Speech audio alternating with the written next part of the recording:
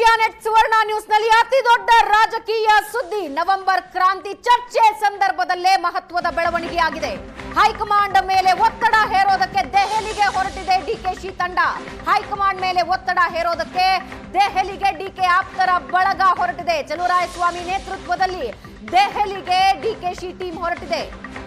ರಾಜ್ಯ ರಾಜಕಾರಣದಲ್ಲಿ Bihar election result ನಂತರ ನವೆಂಬರ್ ಕ್ರಾಂತಿಯ ಚಟುವಟಿಕೆ ತಿರುವು ಪಡ್ಕೊಂಡಿದೆ, ತೀವ್ರತೆ ಪಡ್ಕೊಂಡಿದೆ.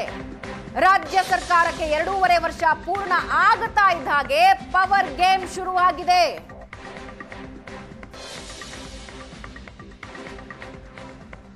ಡಿಕೆ ಶಿವಕುಮಾರ್ ಹೇಳಿಕೆ ಕೊಟ್ಟ ಹಿನ್ನೆಲೆಯಲ್ಲೇ ನವೆಂಬರ್ ಕ್ರಾಂತಿಯ ಚರ್ಚೆ ಸಂದರ್ಭದಲ್ಲೇ ಮಹತ್ವದ ಬೆಳವಣಿಗೆ ಆಗ್ತಾ ಇದೆ. ಹೈಕಮಾಂಡ್ ಮೇಲೆ ಒತ್ತಡ ಹಾಕೋದಕ್ಕೆ ಡಿಕೆಶಿ ಟೀಮ್ ಹೊರಟು ನಿಂತಿದೆ. ಏಷ್ಯಾನೆಟ್ ಸುವರ್ಣ ನ್ಯೂಸ್ ಬ್ರೇಕ್ ಮಾಡ್ತಾ ಇದೆ. ರಾಜಕೀಯದ ಅತಿ ದೊಡ್ಡ ಸುದ್ದಿ.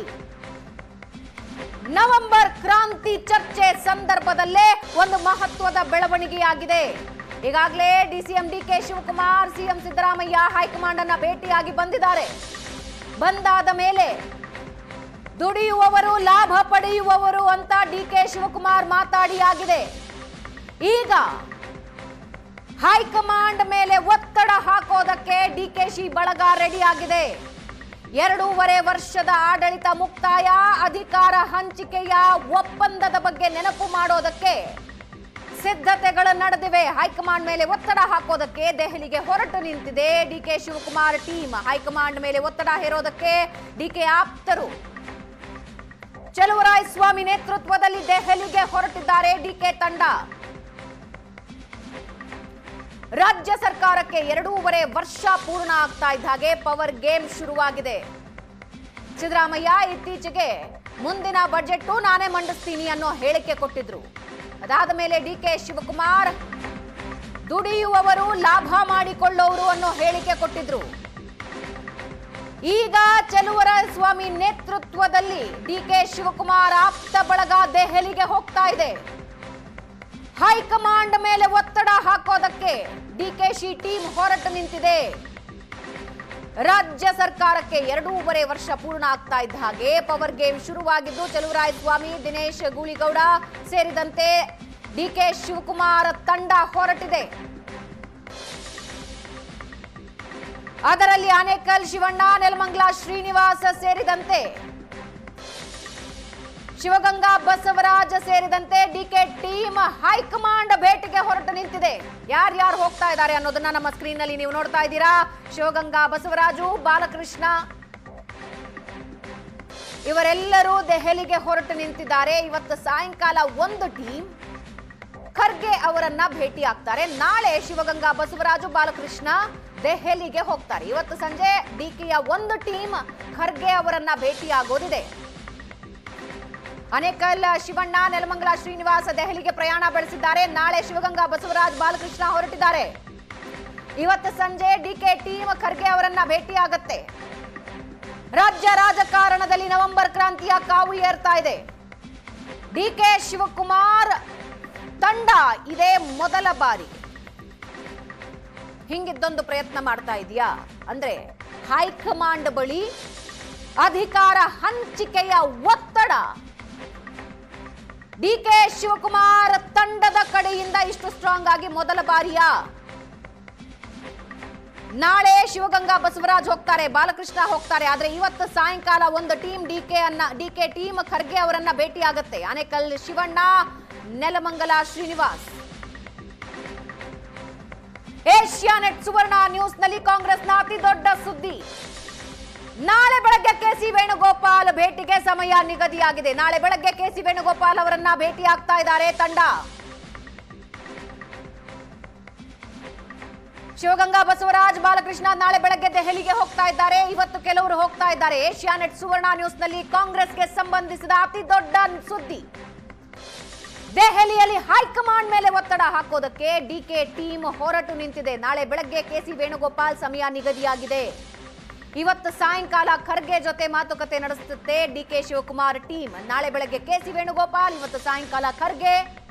ಇಬ್ಬರ ಜೊತೆಯೂ ಡಿಕೆ ಶಿವಕುಮಾರ್ ಆಪ್ತ ಬಣ ಚರ್ಚೆ ಮಾಡೋರಿದ್ದಾರೆ. ಅಧಿಕಾರ ಹಂಚಿಕೆಯ ಮಾತಿನ ಹೊತ್ತಲ್ಲೇ ಡಿಕೆಶಿ ತಂಡ ಪವರ್ ಗೇಮ್ ಆಡೋದಕ್ಕೆ ದೆಹಲಿ ತಲುಪ್ತಾ ಇದೆ. ಚಲುವರಾಯಸ್ವಾಮಿ ಅವರ ನೇತೃತ್ವದ ತಂಡ ಇವತ್ತು ಸಾಯಂಕಾಲ ಒಂದು ತಂಡ ಖರ್ಗೆ ಅವರನ್ನ ಭೇಟಿಯಾಗುತ್ತೆ. ನಾಳೆ ಬೆಳಗ್ಗೆ ಕೆಸಿ ವೇಣುಗೋಪಾಲ್ ಅವರನ್ನ ಭೇಟಿಯಾಗ್ತಾರೆ. ಕರ್ನಾಟಕದ ಪಾಲಿಟಿಕ್ಸ್ ದೆಹಲಿಗೆ ಶಿಫ್ಟ್ ಆಯಿತು. ಈಗಾಗಲೇ CM Siddaramaiah, DK Shivakumar high command ಭೇಟಿಯಾಗಿ ಬಂದಿದ್ದಾರೆ. ಭೇಟಿಯಾಗಿ ಬಂದ ಮೇಲೆ ಹೇಳಿಕೆಗಳನ್ನ ಕೊಟ್ಟಿದ್ದಾರೆ. ಅವರ ಹೇಳಿಕೆಗಳಂತೂ ಸ್ಪಷ್ಟ.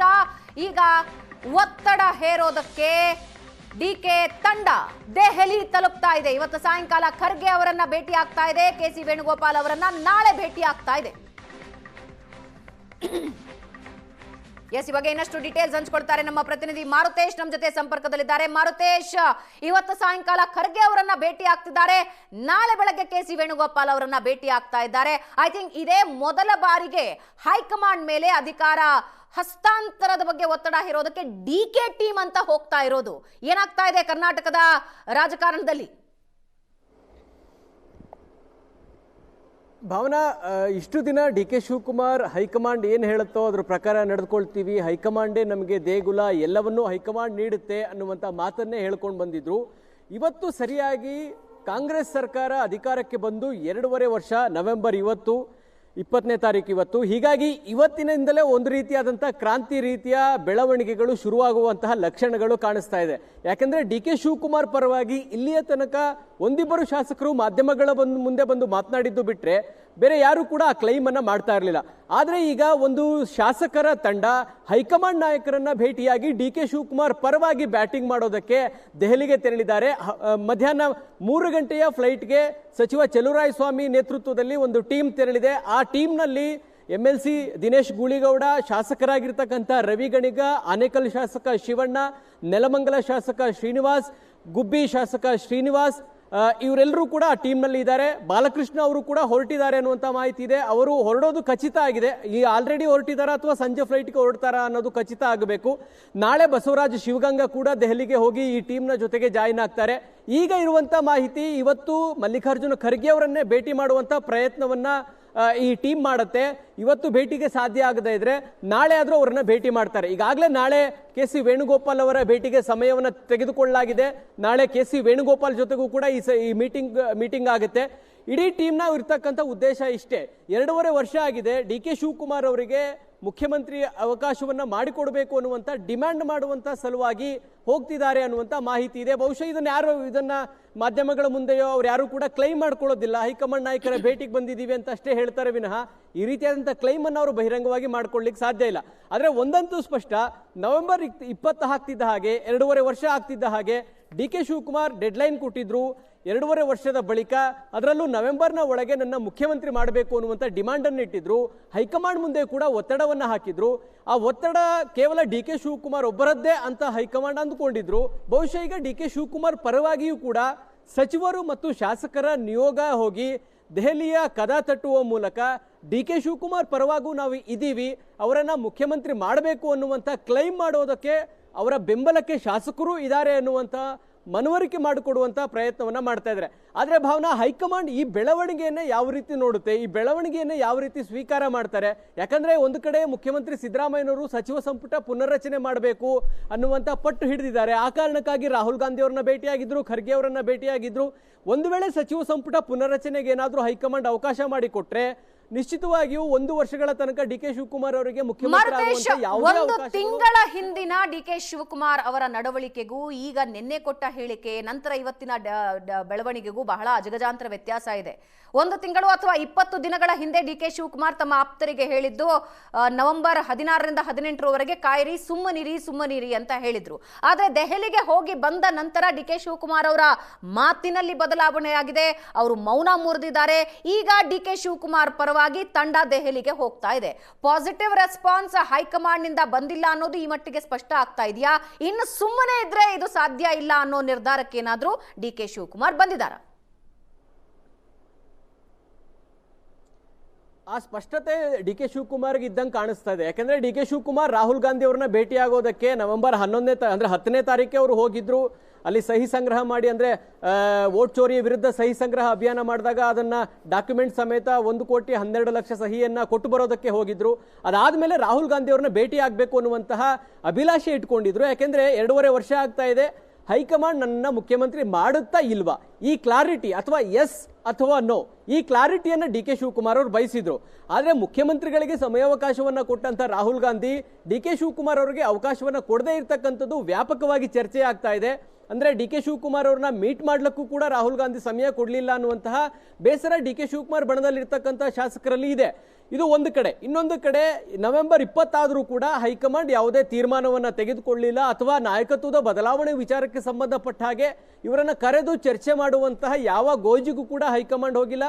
ಅದಕ್ಕೆ ಬೇರೆಯದ್ದೇ ಕಾರಣಗಳಿರ್ಬೋದು, ಬಿಹಾರ ಸೋಲು ಇರ್ಬೋದು, ಅದನ್ನ ಪರಾಮರ್ಶನೆ ಮಾಡಿಕೊಂಡು ನಾವು ಮುಂದೆ ಹೇಗೆ ಹೋಗಬೇಕು ಅನ್ನುವಂಥ ಚಿಂತೆಯಲ್ಲಿ ಹೈಕಮಾಂಡ್ ಇರುವಾಗ ನಾಯಕತ್ವದ ಬದಲಾವಣೆಗೆ ಚರ್ಚೆಗೆ ಹೈಕಮಾಂಡ್ ನಿರ್ಧಾರ ಮಾಡದಲ್ಲೇ ಇರ್ಬೋದು. ಆದರೆ ಇನ್ನೊಂದು ಕಡೆಯನ್ನ ನೋಡಿದಾಗ ಸಚಿವ ಸಂಪುಟ ಪುನರ್ರಚನೆಗೆ ಮಲ್ಲಿಕಾರ್ಜುನ ಖರ್ಗೆ ಅವರನ್ನ ಭೇಟಿಯಾದಾಗ ಮುಖ್ಯಮಂತ್ರಿಗಳು ಒತ್ತಾಯ ಮಾಡಿದ್ದಾರೆ, ರಾಹುಲ್ ಗಾಂಧಿ ಅವರ ಭೇಟಿಯಾದಾಗ ಮನವರಿಕೆ ಮಾಡಿಕೊಟ್ಟಿದ್ದಾರೆ. ಒಂದು ವೇಳೆ ಮುಖ್ಯಮಂತ್ರಿಗಳಿಗೆ ಸಚಿವ ಸಂಪುಟ ಪುನರ್ರಚನೆಗೆ ಗೋ ಅಹೆಡ್ ಅಂತ ಏನಾದರೂ ಹೇಳಿದ್ರೆ ನಿಶ್ಚಿತವಾಗಿ ಡಿ ಕೆ ಶಿವಕುಮಾರ್ ಅವರಿಗೆ ಮುಖ್ಯಮಂತ್ರಿಯ ಬದಲಾವಣೆ ವಿಚಾರದಲ್ಲಿ ಯಾವುದೇ ಸೂಕ್ತ ನಿರ್ಧಾರವನ್ನು ಹೈಕಮಾಂಡ್ ಈಗ ತೆಗೆದುಕೊಳ್ಳೋದಕ್ಕೆ ರೆಡಿ ಇಲ್ಲ ಅನ್ನುವಂಥ ಒಂದು ಮೆಸೇಜ್ ಪಾಸ್ ಆಗುತ್ತೆ. ಆ ಕಾರಣಕ್ಕಾಗಿ ಡಿ ಕೆ ಶಿವಕುಮಾರ್ ಪರವಾಗಿ ಈ ಟೀಮ್ ತೆರಳಿ ಸಚಿವ ಸಂಪುಟ ಪುನರ್ರಚನೆ ಮುನ್ನ, ಯಾಕೆಂದ್ರೆ ಮುಂದಿನ ಅಂದ್ರೆ ಈ ತಿಂಗಳ ಅಂತ್ಯದೊಳಗೆ ಮತ್ತೊಮ್ಮೆ ಮುಖ್ಯಮಂತ್ರಿಗಳು ದೆಹಲಿಗೆ ಹೋಗ್ತಾರೆ ಅನ್ನುವಂಥ ಚರ್ಚೆ ಇತ್ತು. ಡಿ ಕೆ ಶಿವಕುಮಾರ್ ಮತ್ತೊಮ್ಮೆ ದೆಹಲಿಗೆ ಹೋಗ್ತಾರೆ ಅನ್ನುವಂಥ ಮಾತು ಇದೆ. ಆ ಎಲ್ಲ ಬೆಳವಣಿಗೆಗಳ ನಡುವೆ ಡಿ ಕೆ ಶಿವಕುಮಾರ್ ಪರವಾಗೂ ಕೂಡ ಶಾಸಕರು ಸಚಿವರುಗಳು ಇದೀವಿ ಅನ್ನುವಂಥ ಒಂದು ಮೆಸೇಜ್ ಅನ್ನ ಹೈಕಮಾಂಡ್ಗೆ ತಲುಪಿಸುವ ಸಲುವಾಗಿ ಈ ಶಾಸಕರ ಸಚಿವರ ತಂಡ ಹೋಗಿರೋದನ್ನ ನೋಡಿದ್ರೆ ನಿಶ್ಚಿತವಾಗಿಯೂ ಇದು ಈ ಕ್ರಾಂತಿಯ ಬೆಳವಣಿಗೆಗಳು ದೆಹಲಿಯ ಹಂತದಲ್ಲಿ ಆರಂಭ ಆಗಿದೆ. ಮತ್ತು ದೆಹಲಿಯಲ್ಲಿ ಹೈಕಮಾಂಡ್ ನಾಯಕರು ಅಂದುಕೊಂಡಿದ್ದಾಗೆ ಏನೂ ಆಗಲ್ಲ, ಇದು ಸ್ಟೇಟಸ್ ಕೋ ಮೇಂಟೈನ್ ಆಗುತ್ತೆ ಅಂತ ಏನಾದರೂ ಹೈಕಮಾಂಡ್ ನಾಯಕರು ಅಂದುಕೊಂಡಿದ್ರೆ ಆ ರೀತಿ ಇಲ್ಲ ಬೆಳವಣಿಗೆ ಅನ್ನುವಂಥ ಒಂದು ಮೆಸೇಜ್ ಕೊಡುವ ಸಲುವಾಗಿಯೂ ಕೂಡ ಶಾಸಕರ ತಂಡ ಡಿ ಕೆ ಶಿವಕುಮಾರ್ ಪರವಾಗಿ ಬ್ಯಾಟಿಂಗ್ ಮಾಡಲಿಕ್ಕೆ ಹೈಕಮಾಂಡ್ ಕದ ತಟ್ಟಲಿಕ್ಕೆ ಹೋಗಿದ್ದಾರೆ.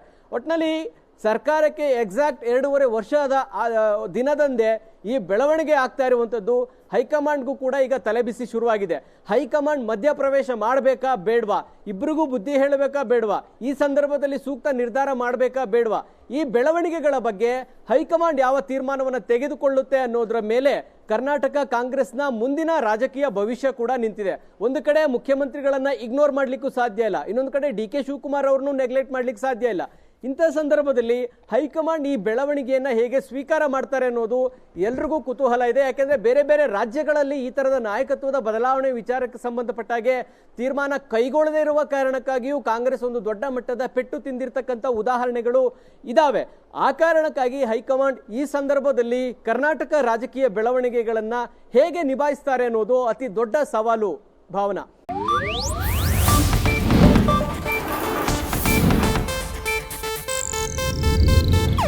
ಇದು ಏಷ್ಯಾನೆಟ್ ನ್ಯೂಸ್ ನೆಟ್ವರ್ಕ್ ಪ್ರಸ್ತುತಿ.